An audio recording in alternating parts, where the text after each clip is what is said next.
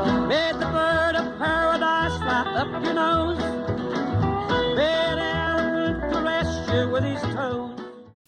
Hi everybody, I'm Dawn Meifert. Thanks so much for joining me on Here's the Deal. So we are very close to Congress and the rest of Washington, D.C. heading home for the holidays, and we are further apart in terms of equal taxation agreements between Democrats and Republicans. So right now, today, President Obama has stated that he's willing to sign into law tax extensions for 98% of Americans. However, he has said that he will raise the marginal tax rate for the upper 2%. As we know, Republicans are arguing this. John Boehner, Mitch McConnell, they're saying that raising taxes on the very wealthy would be a detriment to our overall economic recovery. Well, the problem with that is that facts fly in the face of the statements that they are making. As a matter of fact, the independent bipartisan Congressional Research Service has conducted a 65-year investigation into reduced taxes on the very wealthy and what that does to our economy. This report was slated to come out just before the election.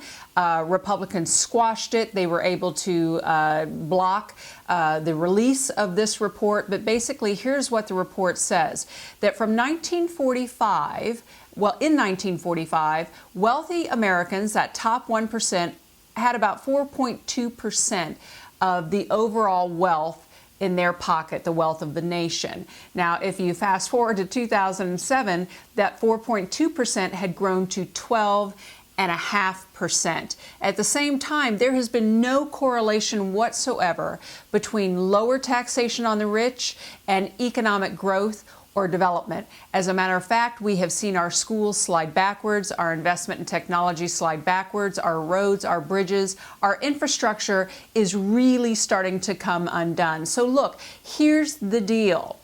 The rich don't care if your kids don't have a great school to go to. Their kids are going to get a private education.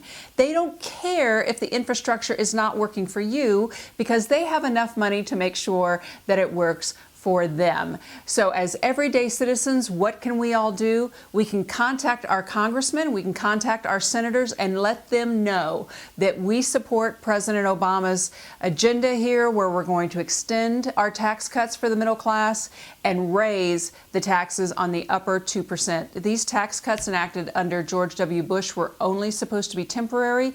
They only happened because President Bill Clinton handed him a surplus. Thanks so much for joining me. I'm Dawn Meifert, and this has been Here's the Deal.